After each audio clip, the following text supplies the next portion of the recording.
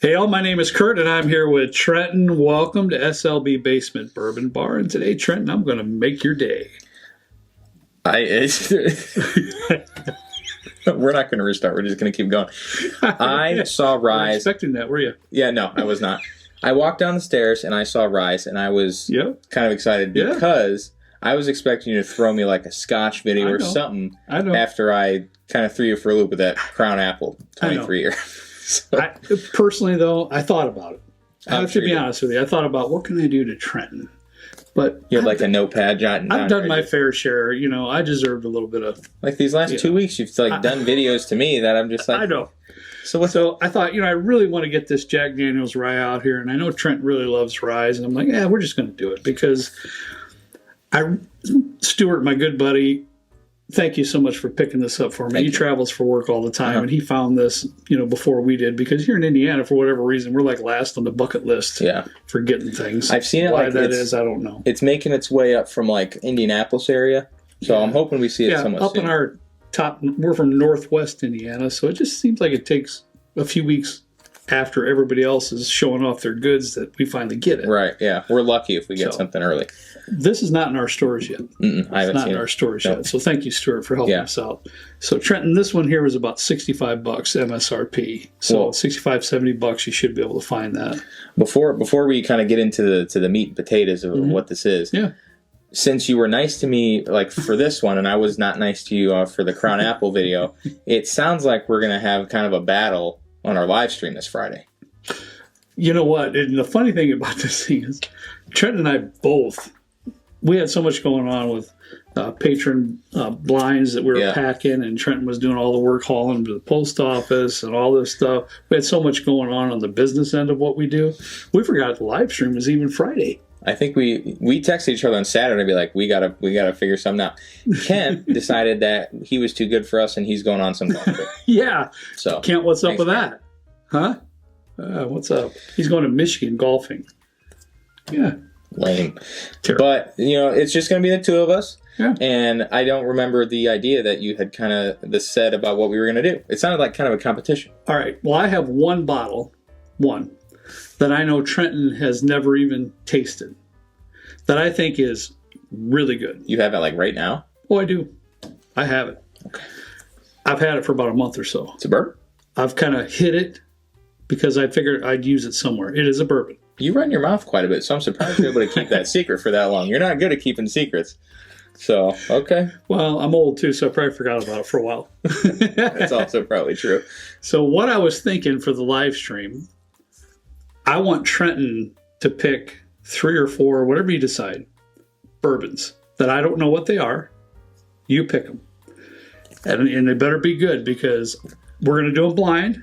I'm going to put my bottle in there that Trent is. I promise you, Trent has never had. Okay. I've only had just a touch of it. Of course, you. And I think it's great. But I want him to pick 3 or 4 other bottles. We'll put them in a blind, and it's going to be a Trenton versus Kurt. I think mine will be number 1. Is this like a score for Trent versus Kurt? You're darn right it is. Okay. We'll figure out the scoring. We'll figure that out. We'll tell you at the live stream. But all right, so this ought to be good. This is going to be this Friday at 8 p.m. Yeah. And we'll see who comes out victorious. Yeah. So, best of luck to you. I cannot wait. I got to start churning out some ideas for bottles. You better. But I don't know what you have, so that'll be difficult. But from back to the Jack Daniel's, what I've heard is that this is going to be, hopefully, shelf stable. I hope something you can walk into a liquor store and pick up. I hope so. Yeah, I do. Whereas opposed to this one, this was a 2020 limited release rye. Yes. I think there's some proof variants in these. Yeah, this is 134.5 proof. Okay. This single barrel here that Stuart got for me, and this 2020 special release was 130.4. But keep in mind, these are single barrels. Right. So the proof and possibly some flavor might vary just a touch. For those of you that are new to bourbon, a single barrel product is exactly what it states it to be, right, Trenton? Yep. You get one single barrel, produce roughly about 200 bottles. So this bottle we have here came from one bottle. It was one of probably about 200 bottles. One barrel. My apologies, one barrel. So it's about, it's about one of 200 bottles. So from barrel to barrel, you might get a little taste variance, Yep. and you might get a little proof variance. Yeah. So keep that in mind. And then what I know, I didn't do too much homework, as you might know. I didn't either. I didn't. I'm shocked. I know it. I didn't. I do know that both of these are around $65, both. Even though this one was a limited release a couple years ago, and this one was this year. Yeah. So it'll be interesting to see how they kind of compare. I don't know if there's an age statement on any of these or what. Couldn't tell you. Again, I didn't do much research on it. I'm just going to tell you if I like it or if I don't. Yeah. So the folks out there, if you know what a mash bill, possible mash bill is for this, I'd be curious to know. Put it in the comments for us, and if you know an rough age statement on that, I'd be interested to know.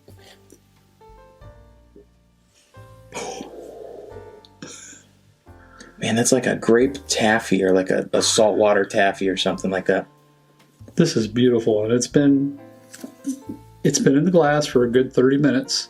Oh, you did leave it down here for okay. Yeah, and I suggest that. You know, for me, because I've actually had sinus surgery. You know, we've talked about it, goofed about it. You know, I did have sinus surgery. I was getting sinus infections like once every 3 months, so I had that done.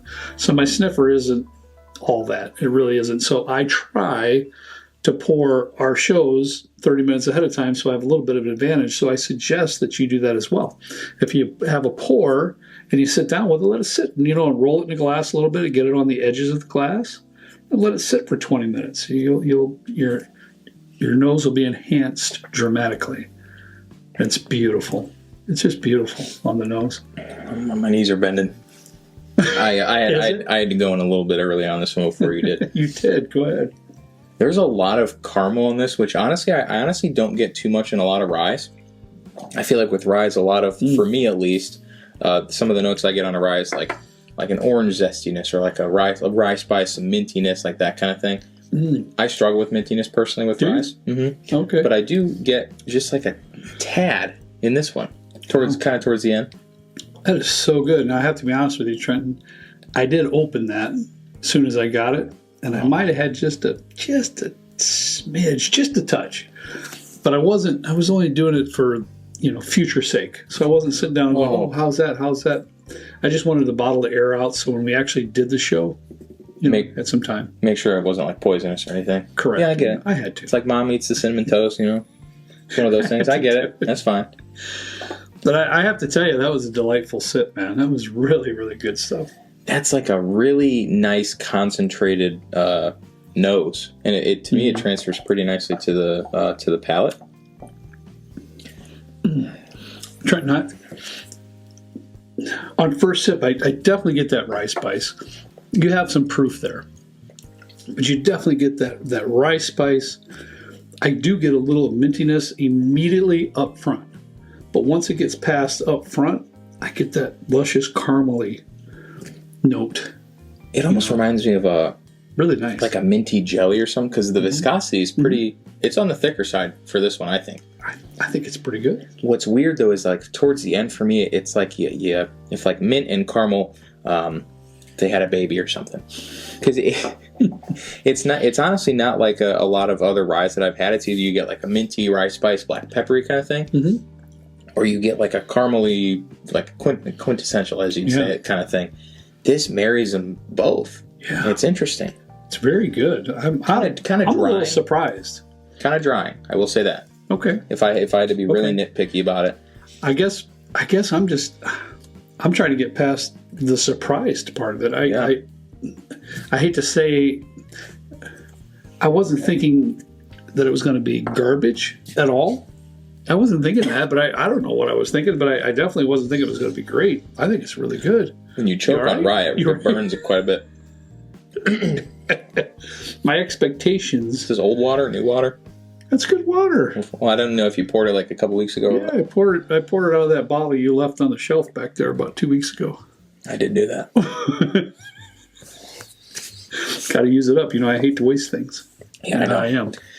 I will say I'm probably just as surprised as you are, because for me, and I know you as well, this has consistently made some of our top whiskeys, top ryes, whatever you want to call it. Incredible. For the last couple of years since it came out. Yeah, and I was fortunate to get 2 bottles of this. This is my last bottle, so when it's done, it's done. I think you told me that secondary now is like $500-$600 for that bottle. when it first came out, I think a lot of people, this was the first Jack Daniel's special release that was a little bit different, because their first one was their Heritage Collection. That was 2019, I think. Okay.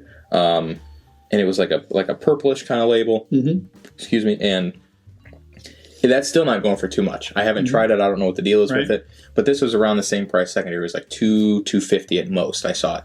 I think a lot of people have caught on to how good that actually is, because now it's $500-600. Yeah, I'm not paying that much for it. No, I wouldn't either. Again, I'm fortunate to have the second bottle. Once that bottle's done, it's done. I'll just be thankful for the experiences and being able to have it down here. I'm surprised. Usually I get like multiples or some of that every now and then, but you're coming out of here with probably the best rye I've ever had, and multiples of it. So lucky.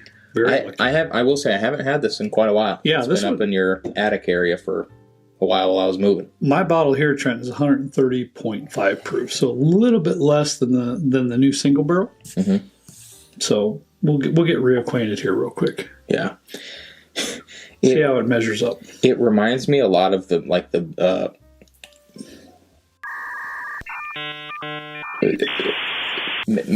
maple, like a Woodford Double Oak, like how you get that breakfasty, like pancakey kind of syrup absolutely, thing. Yeah. This kind of reminds me of that. I always get a lot of maple on the nose on this particular bottle. It's just wonderful. It really is.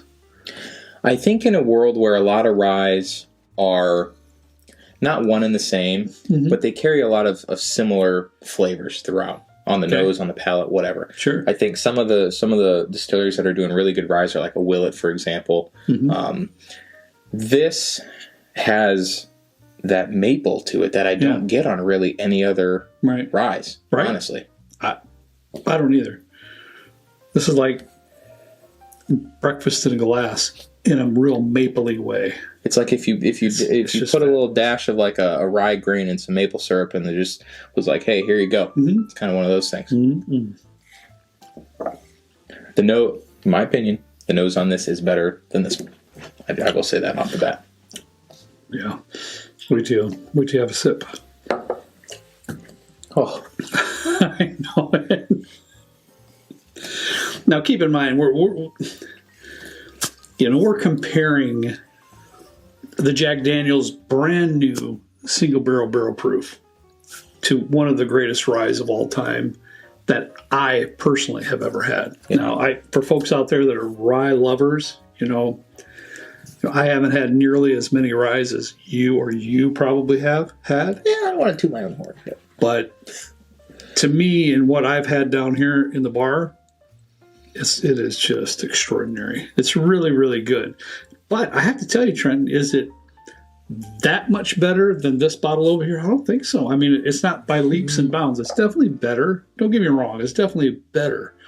But I was pretty impressed with the single barrel here. I really was. Yeah. I honestly, I don't know if my nose is doing something whack. I just got like a buttered popcorn thing on this. That's weird. I almost get some sort of liqueur sweetness, because you have quite a bit of liqueurs. You make cocktails every now and then, and it smells like something that you've poured in a cocktail before. I can't figure out what that is. It's really nice. It's really sweet. It pairs nice with the maple. Very sweet. Very nice. You still get that rye burst on this bottle here, but it's complete sweetness after that. Complete sweetness. A lot of it is on that mapley side. This one, after tasting this one, let's go back to this real quick, Trenton. Because now that I've tasted this one and all the sweetness that comes there, I think this one might have just a touch of earthiness with it too. I could see that. Yeah, just a little bit. These remind me of Starbursts made a rye Starburst. Because as soon as it hits your tongue or your lips or your mouth, whatever you want to say, it's just like an explosion of flavor. It is. It's really good. But I still get that caramel. But now that I'm tasting them side by side, it's a little bit oaky, just a touch, but in an extremely nice way. I don't think it's overdone whatsoever. I think it has a tiny bit of earthy note to it, which I kind of like. Yeah. I think it balances everything out that's in that bottle myself. I was a little skeptical when I first saw this coming out. Sure. Because I was like, well, they're just trying to recreate the magic that came from a marketing perspective. I get that. Marketing people. Kind of like a movie, right? Right. Like sequel. The sequel is never as good as the first movie. The first movie's fantastic, so by golly, we're going to make another one. Right? Yeah. What you're thinking. But honestly, I don't think it's too far off. No. If, for example, like, you have this single barrel of the 2020 or the 2020 release, and if you were to tell me this was just a different single barrel, I would believe you. It's that close. It's pretty close. The only thing that I don't get on this one is the mapliness. Right. And I get a little bit more mintiness in this one than I do on this one. Exactly. This one isn't quite as sweet, but please keep in mind, this is super sweet. And he's exactly right. You get that rye mintiness, just a tiny bit of earthiness, or maybe even a barrel note in there is what I'm thinking of. But that caramel comes through. Yeah. It's not mapley, I don't think, like this one, but it still has a lot going for it. For $65-$70. Yeah.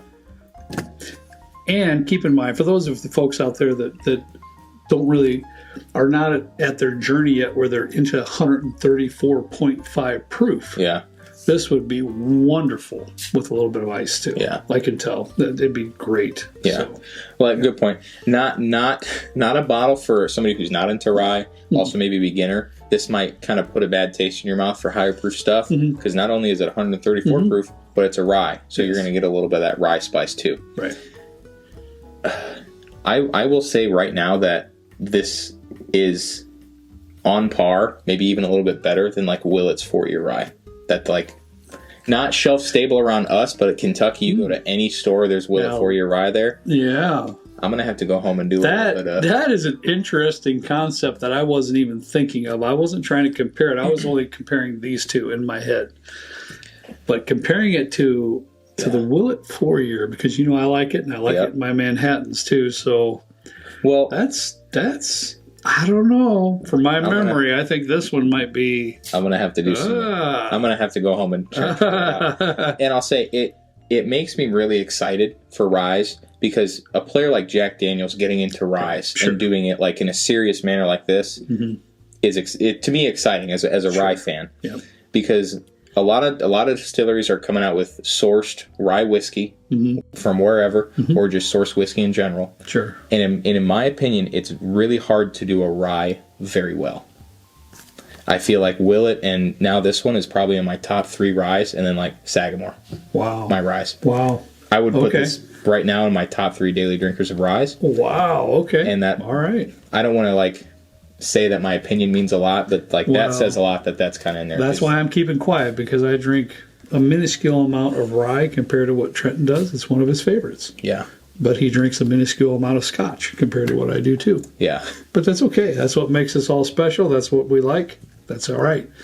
So that is high praise coming from him. That's for sure. I liked it a lot. Yeah. If you're a rye fan looking for something newer and a little bit more exciting, pick this up if you can find it. It's a great option. Yeah. And I don't think it'll disappoint. No, I don't either. Thanks for watching, everybody. Appreciate each and every one of you. As always, we ask you to please drink responsibly. And we'll see you next time, right down here with Trent and I in the good old basement bourbon bar. See you later.